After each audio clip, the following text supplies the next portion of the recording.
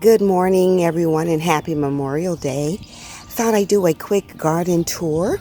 It's been a minute since I have, well, a while, since I have posted anything on social media, but what better time than now than to just kind of just share with you what's going on in my garden. This is my tomato bed, so let me just get into it. This is my tomato bed. I think I have about 12 or 13 varieties of tomatoes, some of which are new to me, like the German Johnson. There's a rainbow mixed tomato that I am trying out. Right here I have Delicious, Sweetie. I have, what is this called? Park Swapper, which is a summer favorite. Golden Jubilee. Here I have Black Cherry, which is my absolute favorite tomato. And over here I have my, oh yes, Better Boy, which is a summer favorite. I have San Marzano. I have a Black Beauty tomato here, which is a new variety that I'm trying. And I also have here another Black Cherry, because like I said, that's my favorite. So this is my tomato bed here. Let me go over here. This is a, oh gosh, I can't remember the, I always plant a cucumber plant here on the corner. I think this is called, I forgot what it's called. Let me see. Oh, spring burpless. Yeah, sorry. This is a spring burpless cucumber. I have callaloo here, and I have yellow squash here. I think this is straight neck. As you can see, the squash is coming in quite nicely. This is my pollinator garden, and got all kinds of pollinator flowers growing here. Even in primrose, it likes to take over, so I have to control that. On this side, I have my zucchini plant, and I'm doing this in a big grow bag. I did it in a grow bag last year, and it was quite successful. As you can see, little zucchini up there. Let me take that little zucchini coming in right there. And yeah, so this is a great location for zucchini for some reason. It just really likes it over here. And I'm growing just a miscellaneous tomato plant here. Coming on over here, again, tomato plant. This is my watermelon. These are sugar babies. And then I'll come over here. This is my cucumber and pepper plant bed, but I am also growing a petty pan squash here. As you can see, plenty of petty pan fruit growing, as you can see there. It's doing quite well. I love this location as well. And this is my cucumber wall, as you can see. So I did something a little bit different this year. As I usually put the cattle panels on the opposite side, but I decided that over the years it's been blocking the sun from the peppers, so I sort of rotated this year. So I've got my cucumber plants. I've got all kind of varieties. Boston pickling is my favorite because, well, it's really crunchy and it's a great pickling cucumber. But I'm not going to just go through all the varieties. I've got about 5 or 6 varieties of cucumbers here. And I have all my different pepper plants here in this bed. There, everything's growing nicely. And let me come on over on this side. Every year I grow strawberries. This is a strawberry corner. I get strawberries, but I got to figure out, I may need to pull all this up and buy a variety that actually gets plump. This is my sugar snap peas, and they're going to be fading out in just a little bit. The cool weather has helped sustain them. I could barely get these to the kitchen table or even my stir fry or salads, because I come right out here and eat them right off the vine because they are so delicious. This is the sugar snap peas. Okay, so in this bed here, this is usually like my leafy greens bed. And it's a little bit slow getting filled, and that's only because I had a long fall winter garden, and so I let everything stay in this bed for a long time, which kind of slowed me down from getting in some other things.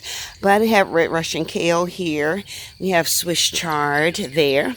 We have different types of lettuces. That's cilantro and parsley that's bolted that I cut back, but I refuse to let it go. I refuse to let it go. I have blue kale here, and as you can see, I have different, I have ruby lettuce, and I forgot what kind of lettuce this is. Different types of lettuce. They're not going to last long here, but you know, it's fun having it, and it's pretty to watch. Again, some some red Russian kale, and some cabbage there. You know, sometimes, oh, and I sort of thinned out the callaloo and just put a few plants there, and there's a basil plant over there, and another, I forgot what that's some sort of basil plant, I can't remember.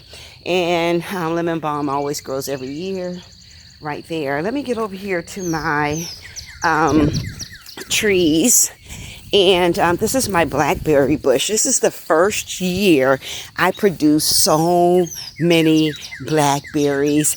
It is unbelievable how many blackberries are on this bush. They're not ready, but they are coming in like wildfire. And I think that had everything to do with the way that I fertilized at the beginning of spring or at the end of winter. And that made a big difference in production. Super proud about that. Get on over here to my Bartlett pear tree. Lots of pears on the tree. Some are going to come through and produce nicely. Others are, well, you know, they'll get eaten up by the squirrels or some other summer, you know, whatever. You know, we have to battle summer bugs and infestations and stuff like that. But the bottom line is the pears are on the tree, and it's full of fruit.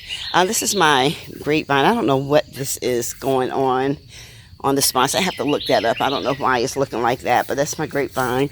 This is my moon glow tree. Now, it was full of fruit, but I think I see a couple of pears, but I think the squirrels had its way.